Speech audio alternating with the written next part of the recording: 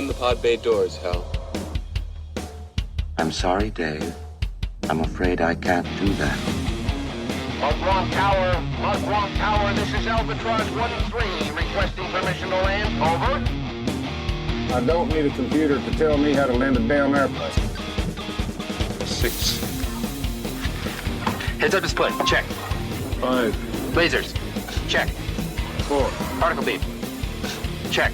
3, Photon bolts, check. 2, Chair control, check. 1. Let's do it. Broadcasting from a secret underground location somewhere in Mos Eisley, this is the Docking Bay 77 podcast. Make yourself comfortable. The show is about to start. Hello and welcome to the Docking Bay 77 podcast. I am nobody's hero, Dayton Johnson. I am super excited for this particular episode, so let's just get right into the introductions. He's a guy of many talents and a collector of guitars and camera equipment. It is Eric Brock. How's it going, Eric? If I was any better, my name would be Tim Brown. I was wondering how you're going to top the new Coke comment from last time. So, and speaking of, he's healthy for you, just like Brussels sprouts, and he reigns in blood. It is Tim Brown. Jeez. that was a very healthy response, Eric. I got to give you credit for that. Yeah. All right. So last year I posted a poll on Twitter and asked what our next Rush album review should be. We have reviewed 3 albums already. We did 2112 for our 1976 series. One of my favorite albums, Moving Pictures.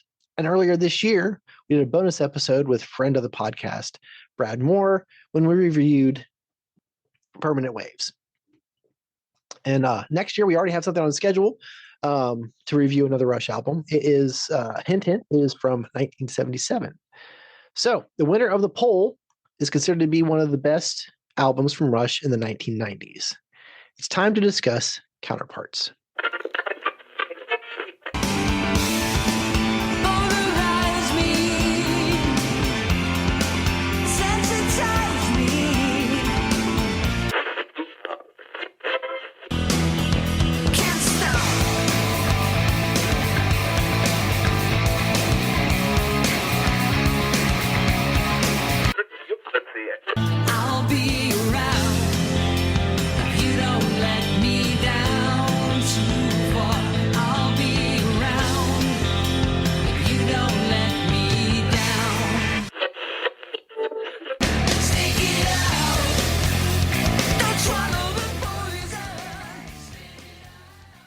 All right. Some facts about Counterparts. It was released October 18th, 1993 on Anthem Records, recorded April through June of the same year at Lay Studio in Canada. Produced by Peter Collins, who has quite a list. This is just a sample of the bands he'd produced and worked with. Of course, Rush, Alice Cooper, Billy Squier, Bon Jovi, Brian Setzer Orchestra, Save Ferris, Letters to Cleo, Jewel, Gary Moore, Indigo Girls, Suicidal Tendencies, and podcast favorite, he produced the Operation Mindcrime album for Queensryche. Go back and check out that particular episode. Unfortunately, he did pass away last year in June. Discussions during their Roll the Bones tour led them to strive for, quote, a sense of balance between spontaneity and refinement, and perhaps work more on an organic approach to songwriting. The band actually admitted that Primus, who opened for them on that tour, and Pearl Jam had some influence on their sound. Interesting. The album reached number 2 on the U.S. Billboard 200. Pearl Jam's Verses kept it out of the number 1 spot. It did hit number 6 in Canada. The instrumental, Leave That Thing Alone, was nominated for a Grammy Award for the Best Rock Instrumental Performance. There were 2 singles released. Stick It Out was released October of 93, and it reached number 1 on the Billboard album tracks. The video appears on an episode of Beavis and Butthead. Go figure. Nobody's Hero was released April of 1994. It reached number 9 on the mainstream rock chart. The first verse is about a friend of Neil's from when he lived in London. And the strings arrangement was done by Michael Kamen. All right. Let's go ahead and jump into any opening thoughts on this particular album. So, Eric, I actually have to credit album for improving my own drumming, because this album was kind of out in the middle of when I was playing a lot of drums, and I used to play along with a few of the songs on this album quite a bit.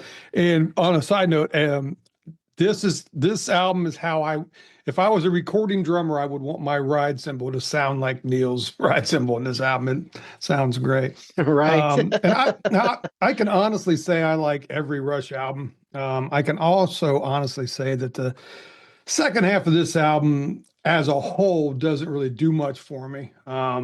It's solid. And for a lot of bands, it would be their, magnum opus. But for Rush, I just feel it's just a solid record. Seems like I liked this album a lot more when it was new than.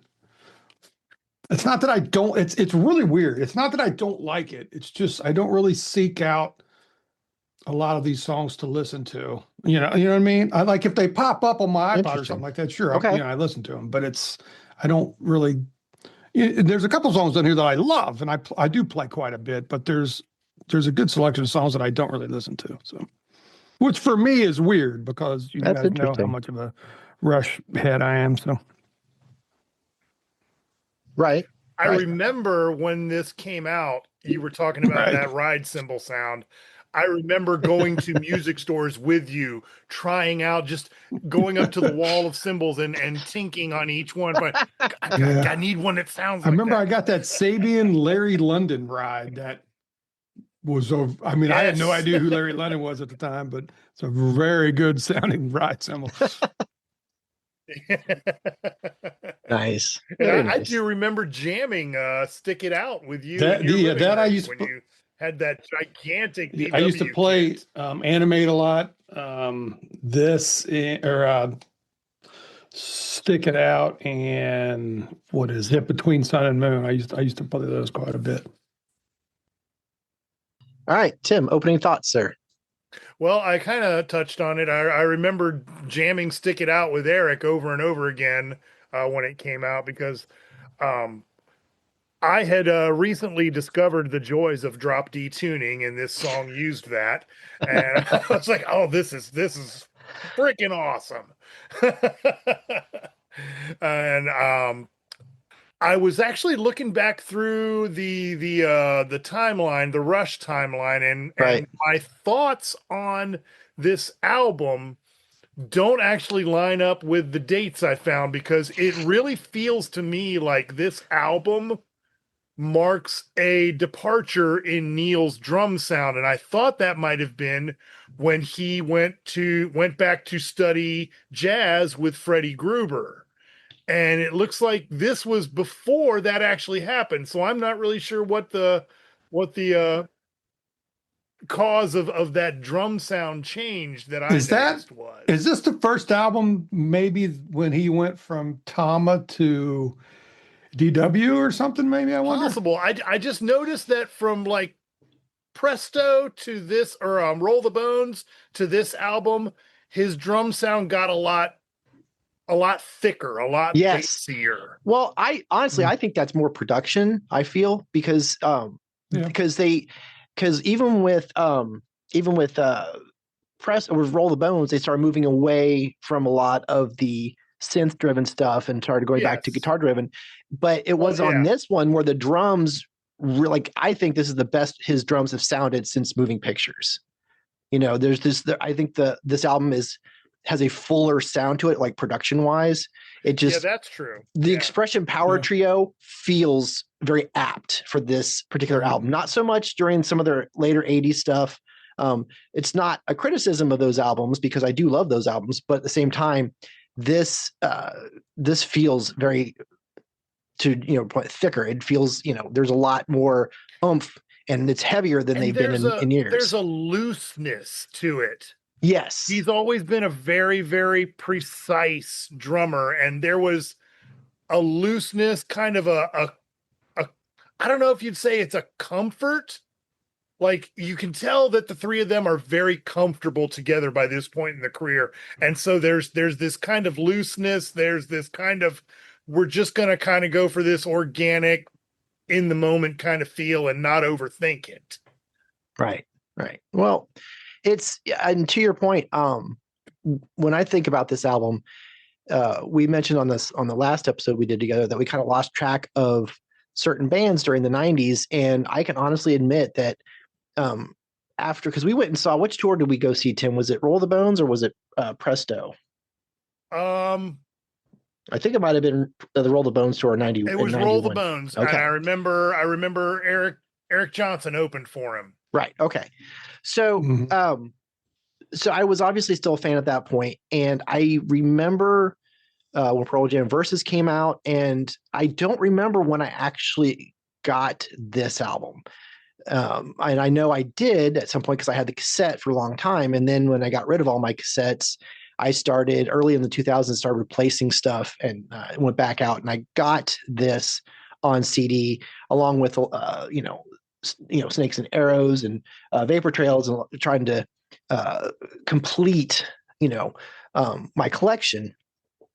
And it's one of those that when I went back to it, I picked up the CD and I put it and I started listening to it. I'm like, oh my God, I remember these songs. Like to Eric's point, there's some great songs on here, but there's also not a lot of songs on here that if I made a playlist, they would necessarily make my Rush playlist. There might be one or two, but I listen to it and I enjoy it. There's lots of good things about it. I do have a few complaints. There's a little bit of track listing issues and a couple songs that I don't really love, but it was a turning point for them. As I said, the production sounded better.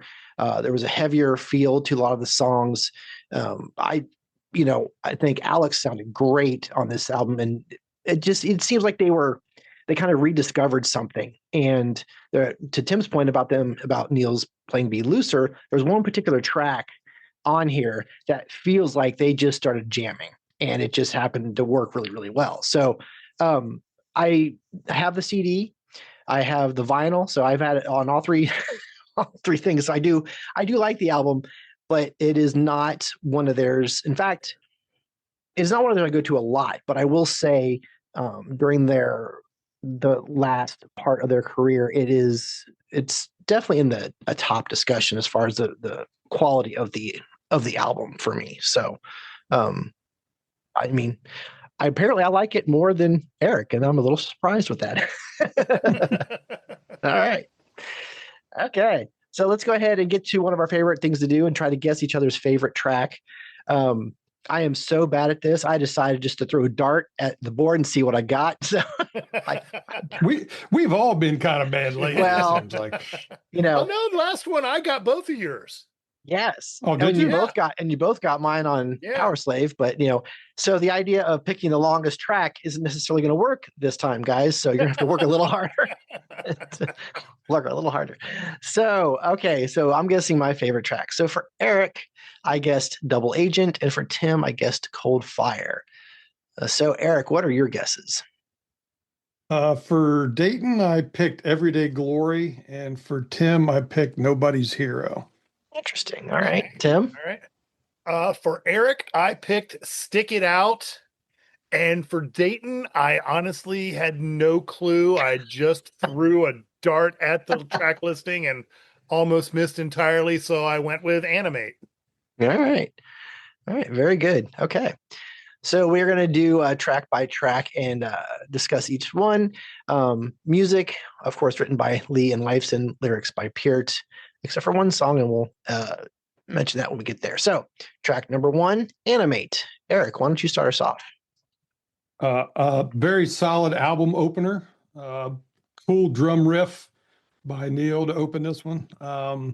All three guys, which being Rush, this shouldn't shock anybody, but all three guys play great on this track, I think. And, I just think it's a really, really good up-tempo, opener for the album. Yeah, they're pretty good at picking the right song to open the album. It's one thing when you start going back and looking at their whole discography, there really isn't one that kind of sticks out like, wow, why that song? So they're pretty good at picking the right one for sure. Tim, anything to add?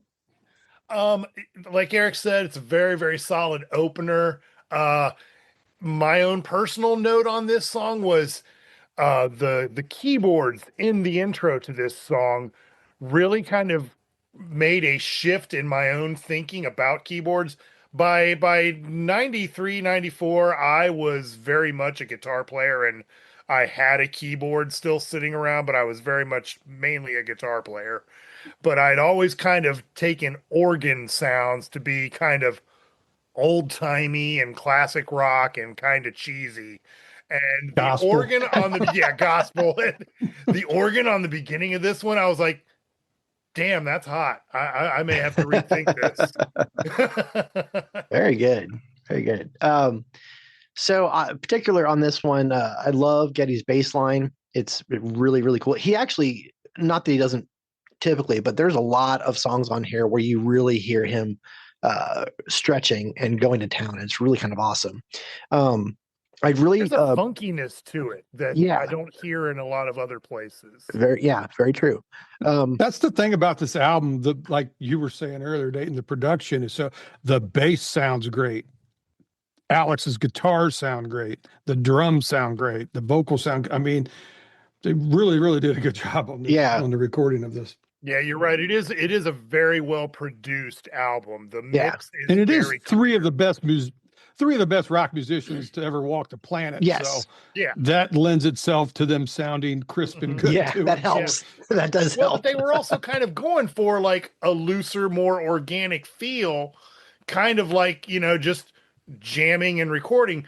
But at the same time, you can tell the engineers really paid a lot of attention to getting that sound before they ever hit record and let the guys start playing. Right.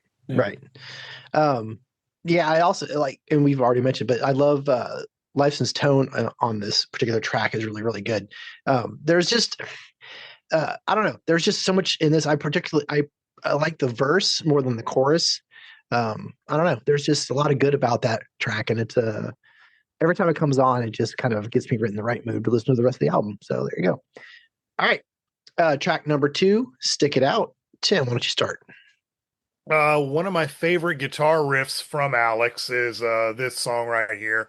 And like I mentioned in the intro, I remember very fondly jamming this one with you, Eric, in your living room. This one does hold a special place in my heart for those reasons. And it's just a great killer track. It is not my favorite. So did you pick that one for me, Dayton? No, I did not. No. Okay. So, but it's a strong contender for favorite. I'll note that was not my living room. That was Julie Marie Arena, where we were playing this. Nice. All right, Eric, anything to add for Stick It Out? Great groove, great riff, great guitar was the notes I had on this. I mean, I could just say, oh, Geddy was awesome and Neil was awesome. I mean, I could say that for every track, right? But the groove on this one really, is really, really tight, I think. Yeah. The guitar tone is quite dark and a little bit darker than I'm used to coming from Alex, and a little bit on the ominous side, which I really like. For doing that drop D thing, right? But it sounds so good, and particularly, I love the riff during the chorus. I think that's probably my favorite part of the song is that riff. So, great track for sure. All right, not your favorite though, Eric? Nope. Damn. All right. And Animate was not Dayton's favorites though. No. Damn. No, actually, neither one of you guessed my favorite, because it is track number 3, Cut to the Chase, is actually my favorite song on the album. Now, I will say Between the Sun and Moon was close, but this one edged it out. So, if the album opens with a great 1-2 punch of Animate and Stick It Out, Cut to the Chase, in my mind, is a huge uppercut. So that guitar sound during the chorus is just awesome. Just angry enough to balance out the verses. Just when you think the guitar can't get any better, we hit the bridge, and that section is just fantastic. The song starts off with kind of a pleasant feel and finishes aggressive. I kind of like that. For me, it's one of the heavier tracks on the album. Absolutely fantastic, which is why it is my favorite track. So nobody guessed it. I feel kind of good about myself. Eric, anything to add? It's a solid song, solid playing from all 3 guys. It doesn't particularly move me really much, which I could say about probably half the songs in this album. Not that, I think they're good, solid songs. Right. But they don't, it doesn't move me like a Limelight or, No, that's fair. the Pass or something, right. No, that's fair. I kind of have that with a couple other songs on here that I'm just kind of like, I don't hate it. I just, whatever. Tim, anything to add for Cut to the Chase? I'm kind of with Eric on that one. I do like the lyrics a lot in that one, but overall the song just kind of gives me, like you were talking about that 1-2 punch, animate and stick it out. And then for me, Cut to the Chase kind of feels like a little bit of a breather before we change tempo going into the next one. Interesting. All right. Track number 4, Nobody's Hero. Eric.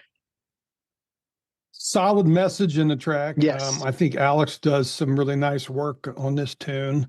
It's not necessarily a track I play often though. But definitely a well-written song, but look who wrote it. Well, so, right. I mean, it would stand to reason that it would be good. See, this is one of the tracks on here. Like I love, like you mentioned, I love the lyrics and the verses I really, really like. But for whatever reason, I just can't get into the chorus. It feels off. It doesn't, and I'm sure it was supposed to be that way, but it never sits with me. I just don't like to sing along to it. It just, I'm just waiting for them to get back to the verse. So this is one of those songs that on the album that I don't love. I don't hate it because I don't hate anything on the album, but it's also one of the ones I get to. I'm like, okay, cool. Verse, skip the chorus, verse. All right, next track. But anyway, Tim, anything to add for Nobody's Hero? I think the chorus is magnificent. Interesting. All right. I believe this song is absolute perfection and put a mark in the win column for Eric. It is my favorite song. All right. Very good. I love this song. Wow. This was the first time I was confident making a pick. For some reason, I said, this is going to be Tim's favorite song. Interesting. All right. I don't know if you told me that maybe in the past. I have. This has probably come up in conversations over the years, but this is by far my favorite track on this album. I play it consistently to this day. Wow. It still pops up regularly, at least a few times a week, even when I'm just shuffling random songs. All right. I think I remember you mentioning or quoting some of the lyrics when Neil passed. So I think maybe that's what made me think that you. Yeah, I think I did. You really like this somewhere about that. Yeah, that would make sense. Yeah. All right. Didn't expect that. So, all right, cool. Track number 5, Between Sun and Moon. Additional lyrics from Pi Dubois, who also got some writing credits earlier. I think even on Moving Pictures, he helped out a couple of the tracks there. So, Yep. All right. Tim, why don't you start us off? This is a great track for me. I really do like the lyrics. I like when Neil gets a little bit spacey. Yes. Kind of kooky. Yeah. And I like this kind of the weird hippie feel to the lyrics. Yes. That's the vibe I get from this song. Yeah, this is actually my favorite Neil track on the album. There's something about his playing on this particular track, his choices that really stand out. And it's a fun song to listen to. I cannot stop singing along to the melody of the chorus. It's always there. This is the song I mentioned earlier that it feels like they were just jamming and they recorded it. It has such a fun feel to it. So that's my thought. Even though the chorus makes absolutely no sense. No, but it's yes to yes to to yes. Yes, but you know what? My brain just it lives rent free in my head. Yeah, you're like hell yes. Yeah. Like I said, What's it mean? I have no idea, but I'm into it. I don't care. But it tied for me almost. It almost was my favorite track. It was right there, almost my favorite track. The ride cymbal on the offbeats too. Yes. Like I said, killer in the chorus. Like I said, my favorite Neil track. Album, The Ride. Well, this is my favorite track. Oh, man, I got it both wrong. Jeez. It goes without saying, but like you were saying, Dayton, Neil kills it on this one. Yes, he does. Which is probably why it's my favorite. But all the guys shine on this one, but it's definitely some of Neil's best drumming on the album, I think. Yeah. All right. Very cool. Okay, track number 6, Alien Shore. The song opens very strong. Lee's bass line just stands out on this track. For me, that's when I hear the song, as much as I enjoy it, I'm really, really looking forward to just listening to Geddes play. I like the first verse with Neil's frenetic beat going, and you have Geddes opposing bass and the toned down guitar from Alex. It's an interesting way to start the song. And the solo break is cool and nice and moody. It's a fun song. I enjoy the lyrical content to it, which of course, it's Neil, but whatever. But yeah, this is a great track. And as I was going through this album, it occurred to me that it feels for me like the first half of the album is really, really consistent, and then the second half is kind of spotty. There's some good and there's some not so good. So I mean, I could be wrong, but that's just kind of how it feels for me. But Alien Shore. Anything to add, Eric? I'm pretty indifferent on this track. This track actually starts a section of the album that I don't necessarily care much for, if I'm being honest. Okay. All right. Well, I kind of understand. I do have to say I don't hate any song on this album. I don't think I hate any Rush song if I really think about it. But it's fine. It's like, okay. All right. Yeah. Tim? I like it a little bit better than Eric, but I'm kind of with him on the album kind of sags here a little bit. I think especially like the first verse, the men and women comparison that Neil tries to make, I feel like he does a better job of getting that point and that feel across in a different song later on the album. Okay. But Neil's always got something interesting to say, especially the second verse where he makes it about race. Yeah. And that I feel is much stronger here. Okay. But yeah, overall, this song doesn't really do it for me. Interesting. All right. Track number 7, The Speed of Love. Eric. Solid music. I can take or leave the vocals. Another track I'm kind of indifferent on, which is something you might hear me say at least one more time about on this podcast. But another song, it's fine. Yeah. But do I seek it out to listen to? Not really. Yeah. I'm kind of right there with you. It's it just doesn't land for me. It's not bad. I don't look forward to it or don't really sing along to it. It's only 5 minutes, but it feels a little longer. Whatever. Tim, anything to add? Usually we're saying the opposite about Rush songs. It's a lot longer, but it doesn't feel that way. Right. You go into it. But yeah, this one kind of drags a little bit. I don't love it. It's not my favorite. Like Eric said at the beginning, if another band wrote this would probably be one of their best songs. But for Rush, it's just kind of right. Like Eric said, it's fine. Yeah. Fine. I agree. All right. Next track, Double Agent. Tim, why don't you start us off? Double Agent, I really like the lyrics in this song, but something about the music kind of throws me here and there. Like I kind of get myself jolted out of it. And I'm not sure why. I've listened to it many, many times, trying to figure out what always kind of throws me off about it. But I really like the lyrics to this one, when will it be time? Or when will the time be right? Anytime but now. And right.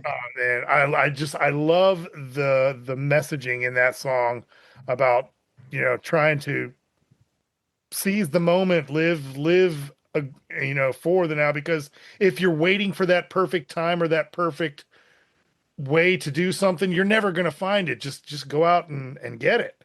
Right. All right. Yeah. It's, I think the song starts off pretty okay, but I like it switches to awesome really quickly for me. It's like, the guitar during the verse is kind of awesome. The pre-chorus is cool. I think this is actually my favorite Lifeson solo on the album, because it is a good solo. It's a little different, it kind of feels like he was trying something new, and I really, really like it. So maybe that's why it's my favorite on here. But Eric, anything to add? I like this track more than the previous two. Okay. The music is cool enough, for that. I don't care at all for the verse parts where Getty's just like talking. Okay. Not the lyrics. The lyrics are cool. Right. It's just I don't like the talking aspect of it. The second half of the verses I do like. The thing about Rush though is because they're so great that their playing alone can usually salvage what could otherwise be a mediocre song. Right. So. Right. Gotcha. All right. Mm-hmm, mm-hmm. All right. Next track, Leave That Thing Alone, an instrumental. So the groove on this song is great. I think Getty once again shines. Everybody gets their turn to show off without being flashy. And just like on our last episode, we discussed Lost for Words from Iron Maiden. The song doesn't stay on any one section or one riff for too long and just long enough. Keeps changing and keeps us interested. I always like to listen to things on headphones, but this particular one I do recommend listening to on a good set of headphones. It's well worth your time. But yeah, Eric, anything to add for Leave That Thing Alone? It's no YYZ. Well, no, but it's still a really good instrumental. Getty's bass licks in the beginning alone are good enough. Yeah. To make me want to listen to this song for sure. Yeah, very true. I mean, I'll listen to any Rush instrumental and it's probably going to kick ass. So. Right. All right, Tim. The very start of this song with Alex's guitar feels a little underwhelming initially, like right in those first couple of seconds. Like it just feels a little tame for Rush, especially with some of the other stuff that's on this album. But like Eric said, that bass riff and then the instrumental itself just kind of keeps building and building, and it gets awesome very quickly for me. If you're a bass player, if you're a rock bass player, how could you not want this tone to be your Absolutely, normal tone? You know what I mean? yeah. It's just sounds so good. Yeah. Well, yeah. I mean, they've been doing it a while, so Right. I kind of know what they're doing. And like I said before, just the entire production of this album is that like sometimes you can pick out something that doesn't sound great or doesn't really work, but no, every single track sounds just fantastic, and that's something to be said for the producer. So well done. All right, track number 10, Cold Fire. Eric. This is when the album returns for me. This is a really good rocking track. I would never skip this or anything.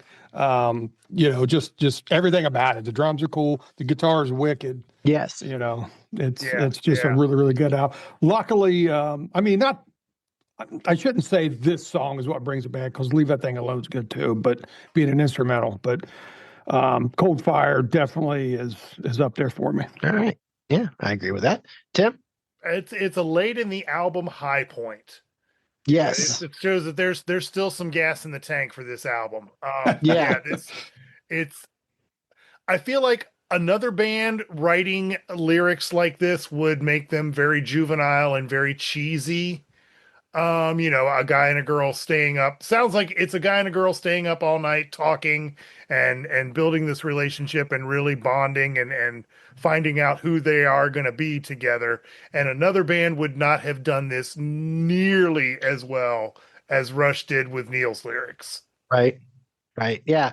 I do agree. This is a high point in the second half of the album. In fact, I kind of wish it was the final track, because it's that strong of a song. I always prefer a final track to be really, really great and make me want to go back to the beginning. And so, I love everything about this song. It's fantastic. And then, unfortunately, we go on to the next song. So, hold on. Wow. I'll get to it. But Tim, the final track on the album, Everyday Glory. Why don't you start? Rise from the ashes and blaze with everyday glory. Can I get it in? This is great. This is another one of my favorite songs on the album. I think it's a great way to end it. I love this song. I mean, just the whole feel of it works for me on every level. Yeah. All right, Eric. Probably the best track on the second half of the album for me. Wow. Great melodies, and shocker, Neil kicks ass on this song. What? I'm shocked and amazed. I'm just shocked and amazed. I can't believe you don't. Did you not like the song at all? No, it's that shocks me. I wish it was. I just honestly, I think I'd like it better if it was if Switch Places with Cold Fire. For me, I don't. When the album ends on this track, I'm kind of like, this is not the last song I wanted to hear, and it's okay. I don't love it. It's kind of it kind of is tied with Speed of Love, as far as how I feel about it. I don't find myself singing along to it. It's fine. It's fine. We've been saying that a lot with some of these songs, but yeah, for me, it's fine. I don't, like I said before, I don't hate anything on this album, but for me, this is not. I feel like it's in the wrong spot, and it's just not the last song I want to hear. I was pretty confident picking this one for you too. So wow. Sorry. Yeah. I don't know. It just is. I don't know. Between this song and my favorite song, Nobody's Hero, this is where Eric and I got the name for the final band we had together, which was Everyday Hero. Yeah. Interesting. All right. Yeah. That's fun. Fun fact. There'll be a test at the end. People pay attention.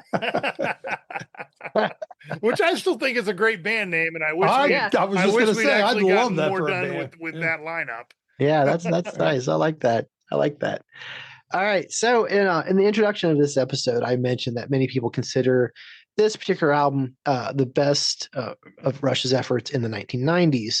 Now, I don't necessarily agree with that, but looking at the final albums they did after this one, so you have this one, you have Test for Echo, Vapor Trails, Snakes and Arrows, Clockwork Angel, and of course, the one prior to this from the 90s was Roll the Bones. So how do you guys feel like which one is the best of the last run of their albums? I think other than Roll the Bones, this would be my next lowest one. Really? That's interesting. Because not for me. And it probably would not have been what I would have said. What am I trying to say? As each album came out, I guess I was still looking for Moving Pictures 2. Right. So I'm like, but then upon repeated listening, I'm like, oh yeah, this is a good album. But it always seemed, because I pretty much always went out on release day, right, for Rush ever since, at least I think Hold Your Fire and on. I've always got them on release day, and I can remember thinking, because you rush into it. I see what I did there. And listen to the whole album, and I'm like, okay, there's a couple I like there, and there's some that I don't think I like. And like I said, on repeated listening, I like the majority of them. I really like. I think it came next. The Test for Echo album. Yes. I think Test for Echo is great. Yeah. I think Vapor Trails is great. See, a little more raw and rocking. And I think Clockwork Angels is really, really good too. Clockwork Angels is Snakes and Arrows is good too. See, I will honestly tell you that Vapor Trails and Snakes and Arrows, I've spent the least amount of time with those albums during this period of their. I probably release. have too. So, and I in anticipation of this, I went back and I've been listening to a lot of those albums. It's kind of the weigh them against each other. For me, the top three are Clockwork Angels, Test for Echo, and this one. So, and if I was going to pick a favorite, I'd probably go with Clockwork Angels because number one, it was our final album, and what a swan song too. I mean, it always sucks when a band goes out on a real dud, but that it was a fantastic record. The thing I'll say about Vapor Trails and Snakes and Arrows though too are kind of like this album, whereas the songs that I think are great, I think are really great. And then there are a couple dud songs that I don't think are any good. But I think out of these, 6 albums, I think if you took all the good songs and put them, you could make one unbelievably incredible album. Right. Where every song was great. Right. So. Yeah. I like Snakes and Arrows an awful lot. Really? Okay. Vapor Trails for me, it's hard for me to listen to. Like, I almost can't listen to it fairly because there was a huge problem at the time in the production of pretty much all music. And if you look back, if you Google something called the Loudness Wars, are any of you familiar with this? Yeah. No. That album was right smack in the middle of all that too. So the Loudness Wars, Dayton was this thing that happened among producers and music labels where louder was perceived as better. And if your CD was a couple of decibels louder than the other guys, it was perceived as a better album and people would want to play it. So producers and labels got this incredible idea to compress the crap out of everything so that then you could raise the overall level of the album to make the whole thing louder. The problem there is you completely lose dynamics. Right. Okay. There are no big impact hits in a song because everything is exactly at the same level, volume wise. And then the problem is once you reach a certain level of loudness, the end user is going to grab the volume knob and turn it down. So it became this self-defeating war that just did nothing but make everything sound like crap. Interesting. Even when it was actually, three fantastic musicians playing at the top of their game, but the end result was mixed so badly that I can't listen to it fairly in relation to the rest of their music just because it's so fatiguing on the ear to hear that. It's almost like white noise. Huh. Interesting. Okay. Yeah. The thing for Vapor Trails for me was it was the first album after people didn't even know if Rush was coming back. Right. Went After through Neil's all his losses and everything like that. And if anybody hasn't read his book called Ghost Rider, Ghost Rider, yeah. Oh yeah, I've read that. Yeah, me too. What a phenomenal book. But I think I was just so excited that it was out. And then with like One Little Victory, I think is one of their best songs. Interesting. And One Little Victory is a good song. But yeah, like I said, overall, I can't compare that one favorably to the rest of the stuff because I can't hear it right. I think they did solve some of the problems when they did a remix, a remaster. Well, they did there's a remix on Spotify from 2013, and I know there's also a remaster because I got a remastered version of this particular album on vinyl, and I know on CD I have Vapor Trails and Snakes and Arrows. But yeah, it sounds okay on Spotify, but it is what it is. But yeah, I'm gonna have to give Vapor Trails and Snakes and Arrows another solid listen. But yeah, to me, those out of these last six, those are the ones I just spent the least amount of time with. So, but yeah, a lot of people seem to really, really like Counterparts. But interesting. I'll have to listen to Vapor Trails with a different ear just to see if I'm kind of curious how many other albums I own that came out around that time that suffered from that. So interesting. All right. It doesn't seem to bother me as much as it evidently. Yeah, it really does bother Tim, doesn't it? Damn. All right. Okay. So let's move on to any final words and a rating out of 1 to 5 albums. Eric, you get to go first. I mean, shit, it's Rush, so it's not a dud. Yeah. I mean, are we allowed halves? Yes, of course we are. Okay, I would do 3.5 then, because if you weren't allowing me a half, I would have to go with 3 because I don't think it's a 4. Interesting. All right, but I think it's a solid 3.5 if that makes sense. No, that makes sense. Whatsoever. All right, Tim, how about you? Yeah. I'm kind of right there with Eric on the rating, 3.5.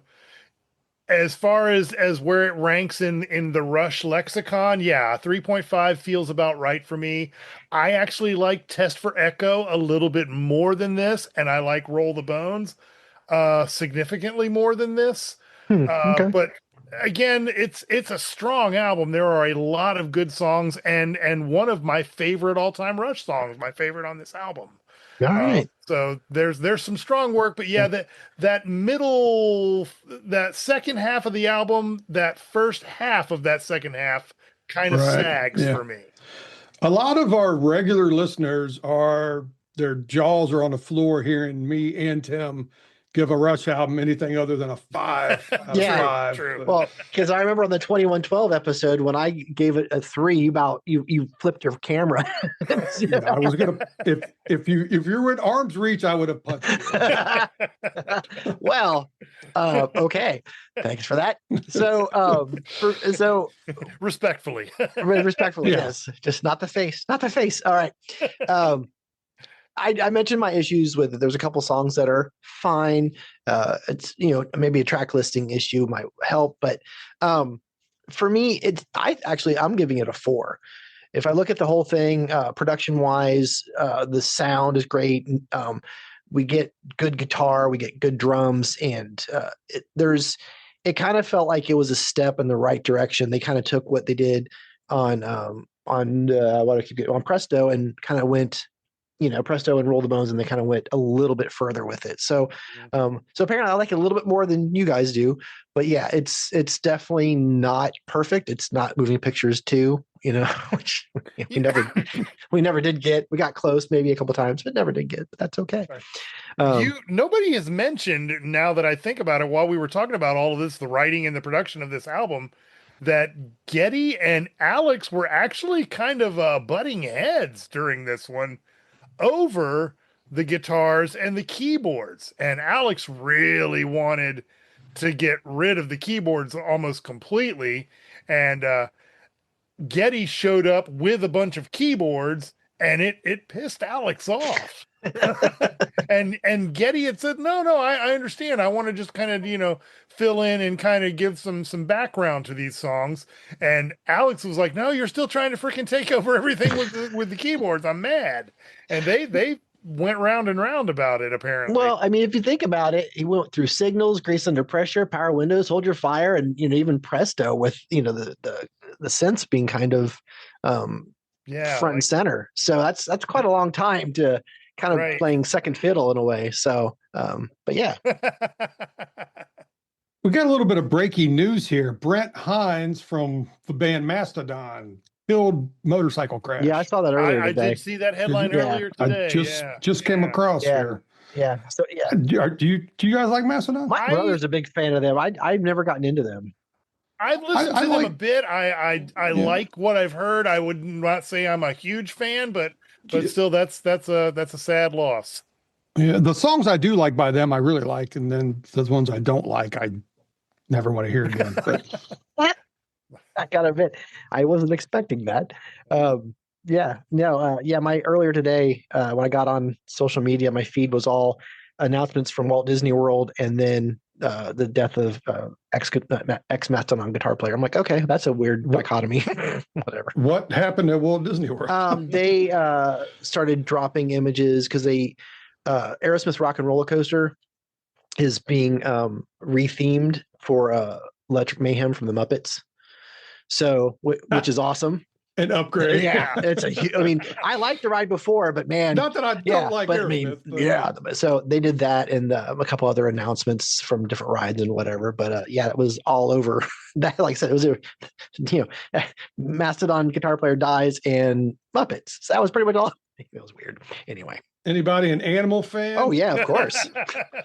But I think Animal was one of Dayton's major influences. Oh yes, it was. Are you kidding? Tim, you might remember Kai, right? His dad, Roland, always called me Animal because because I had long hair back then, and he said I looked like the drummer on the Muppets. So. Actually, one of the first gifts my wife got me after we got married was a plush animal, which I still have. But yeah, I have actually behind me I have the figures for the entire Electric Mayhem group, so it's hard to separate them. But yes, love Animal. All right, now back to the rest of the podcast. Sorry, no, that's all right. That's all right. It'll still be timely. This is next week's episode, so it's fine. So wonderful discussion. I'm glad we got to talk Rush again, and of course we will be doing that again next year. So I want to thank my guests for spending some time with me. Thank you, Eric. Sure. Thanks for having me. And I will put a link to his YouTube channels in the show notes. Make sure to check those out. If you're into guitars and photography, he does them both. And thank you, Tim. Thank you for having me again. And I will put his link to his YouTube channel in there as well. And remember, Tim is healthy for you. Exactly. And Brussels sprouts. Anyway. Ew. One day we've got to find the original clip of how that came to be. And it was on a Boston episode, I believe. That's if I remember right. Yeah, Boston. Yes. So I want to thank our listeners for spending time with us. Let us know what you think of Counterparts from Rush. We are on Facebook, Twitter, and Blue Sky. Share some information with us there. We also have a link to our Discord. It is in the show notes. Help us out, rate and review the podcast, and share the podcast on social media. If we see the review, we will read it on an upcoming episode. If you want to help support the podcast, you can jump over on Patreon, and for as little as $1 a month, you get exclusive content over there, including some raw video and raw audio from episodes before they hit the regular stream, and some exclusive, just for Patreon episodes as well. So we have a lot going on over the next couple of months. September is Universal Monster Month with reviews of Dracula, Frankenstein, The Mummy, and The Invisible Man. October, with the anticipation of Tron Ares hitting theaters, we are reviewing Tron and the sequel Tron Legacy. And then the rest of October is Zombie Movie Month with the original Night of the Living Dead, the fantastic foreign film Train to Busan, the remake of Dawn of the Dead, and the Danny Boyle film 28 Days Later. A lot of good stuff coming up. Do yourself a favor and listen to more music. And remember, physical media is better than streaming.